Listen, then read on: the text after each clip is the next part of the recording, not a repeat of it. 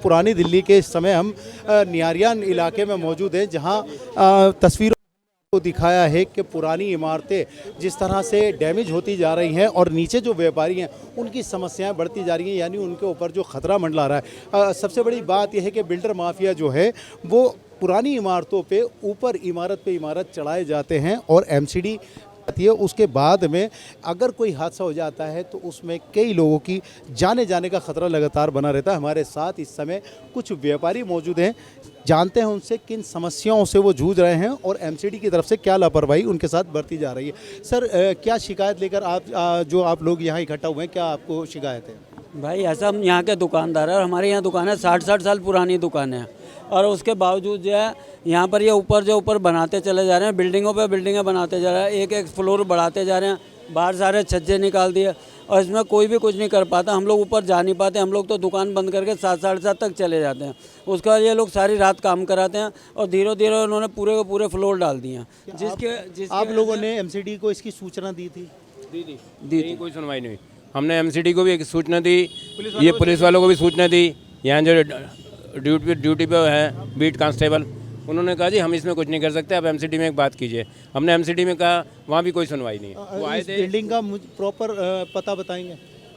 59 number 59, ये block number 59 GB road Delhi 6।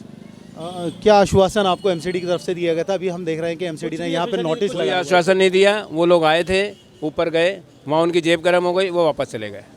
MCD में बड़े बड़े दावे चुनाव के समय आम आदमी पार्टी ने दिए थे, पुरानी इमारतों को रिपेयर करने की और नई कंस्ट्रक्शन को अनुमति देने की बात की गई थी। कितना सहमत हैं आप इनसे? सर हम तो कोई सहमति नहीं है, कोई काम तो होता नहीं है और अवैध कंस्ट्रक्शन होती रहती है। अवैध निर्माण के चलते जिस तरह पुरानी इमारतों पे ऊपर जो है फ्लोर पे फ्लोर डाले जा रहे हैं, लेकिन नीचे खतरा लगातार जू का तू बना हुआ है, इसकी शिकायत क्या आपने संबंधित विभाग को दी थी? तो एमसीडी को भी बोला तो है इन्होंने, पुलिस को भी बोला था, पुलिस वाले भी होके चले गए। वो कहते हैं हमारी पावर में ही नहीं, हम क्या करें।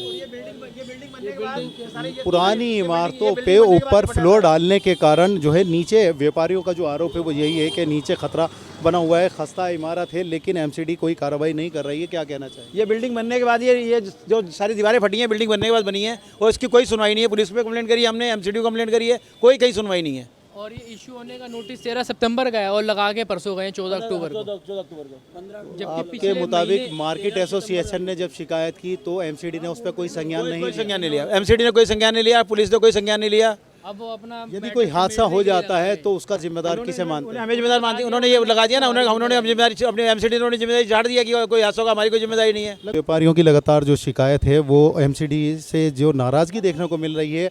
हमारे साथ और भी कुछ लोग मौजूद हैं जिनसे हम बात करेंगे। जिस तरह एमसीडी के बड़े बड़े दावे आम आदमी पार्टी करती है, पुरानी इमारतों को रिपेयर करने की, नई कंस्ट्रक्शन को अनुमति देने की बात की जाती है, लेकिन पुरानी इमारतों पे ही बिल्डर माफिया जो है वो ऊपर और इमारतें डाले जाते हैं। लेंटर प्रथा ख़त्म करने की बात की गई थी, कितना सहमत है? देखिए, आज मेरी उम्र 55 साल की हो गई है, मैं तो इसको ऐसे ही देख रहा हूँ, ना तो इस पर कोई रिपेयरिंग होती है ना कुछ होता। उसके बावजूद यहाँ पे लेंटर वाइज लेंटर पर लेंटर इसको बिल्डिंग को ऊपर करे चले आ रहे हैं। नीचे ये दुकानदार रहते हैं, ये दुकानदार हैं या 100 साल के दुकानदार लोग हैं। ये इनको पता नहीं होती, ये बेचारे सुबह 10-11 बजे आते हैं, शाम को 5 साढ़े 5 6 बजे करके चले आते हैं। उसके बाद बिल्डर माफिया यहाँ पे क्या कराते हैं और यहाँ के लोग जो इन बिल्डिंग के अंदर रिहाइश है वो क्या कराते हैं, इन बेचारों को पता नहीं है। लेकिन आज जब एडवाइजरी नोटिस लगा इनके पास कि आप अपनी रिपेयरिंग किस चीज़ की कराएंगे, जब आप ये देख रहे हैं कि एमसीडी की नाक के नीचे यहाँ पे सिविक सेंटर के अंदर हमारे कमिश्नर साहब भी बैठे हुए हैं, डिप्टी मेयर भी बैठे हुए हैं, मेयर साहब भी बैठे हुए हैं, सिटी एसपी जोन चेयरमैन भी बैठे हुए हैं। इन्होंने ये कहते हैं कि हमने रेगुलर यहाँ पे कंप्लेन की, लेकिन उस कंप्लेन के ऊपर कोई सुनवाई नहीं होती। जब सुनवाई नहीं होती तो बेचारे दुकानदार कहाँ जाएंगे? और यहाँ पे दूसरी बात ये तो चले गए, अब यहाँ पे सारा इलाका है जो रिहाइश है, यहाँ पे रिहाइशी इलाका है। कल खुदा ना खास्ता जैसे डेंजर बिल्डिंग को घोषित कर दी जाती है, कल के लागू अगर बिल्डिंग गिर जाती है तो नुकसान किस होगा? इनको तो होगा ही होगा। जो यहाँ के रिहाइश वाले हैं उनको तो ज़्यादा नुकसान है। वो कैसे जाएंगे, किस तरह से आएंगे, किस तरह से निकलेंगे? तो मैं आपके चैनल के माध्यम से ये चाहता हूँ कि पहली बात तो ये इन दुकानदारों की सुनवाई होनी चाहिए। मैं इन दुकानदारों से कहता हूँ कि इनके बहुत बड़ी एसोसिएशन है और यहाँ हमारी दिल्ली की क्या इंडिया की सबसे बड़ी मार्केट मशीनरी मार्केट एसोसिएशन जो बहुत बड़ी मार्केट है, एशिया की सबसे बड़ी मार्केट है। यहाँ के इनके प्रेसिडेंट भी हैं, मैं इनसे कहता हूँ इनके प्रेसिडेंट हैं, इनके वाइस प्रेसिडेंट हैं, जनरल सेक्रेटरी हैं, जो जाके सीधे कमिश्नर साहब से मिलें और जहाँ की शिकायत जो है उनको कन्वे करें। भाई हम तो रिहाइश के लोग हैं, लेकिन ये लोग अगर जाते हैं तो इससे बेहतर और बेहतर से बेहतर काम होगा। शुक्रिया। जज इस टाइम निकलते हुए मैंने देखा था, मैं सुबह सुबह जा रहा था यहाँ से, तो मैंने देखा ये बिल्डिंग खंडर है, उसके बावजूद ये ऊपर पे ऊपर डाले चले जा रहे हैं। मार्केट वाले कुछ नहीं बोल रहे हैं, तो मैंने मार्केट वालों से कहा, इन्होंने बोला, इन्होंने कदम उठाया, पुलिस को भी फ़ोन करा, वैसे एप्लीकेशन भी दी इन्होंने, लेकिन वो सुनाई नहीं हुई इन बेचारों की। ये सुबह आते हैं 10 बजे, शाम को चले आते हैं 5-6 बजे के टाइम। अब रहना तो हमें यहाँ पे, हम यहाँ पे रहते हैं। बिल्डिंग इन्होंने कर दी डेंजर घोषित है ये। कल को बिल्डिंग गिर गई, यहाँ स्कूल से बच्चे आते हैं, सब परेशानी, 24 घंटे ये रोड चलता रहता है। क्या होगा? जो यहाँ का जेई है एमसीडी का, इनने जो बनवाई है ये खड़े होके, क्यों डलवाई है ऊपर कमरे पे कमरे? दिल्ली की पुलिस के नाक के नीचे हो रहा था, ये काम करवा दिया।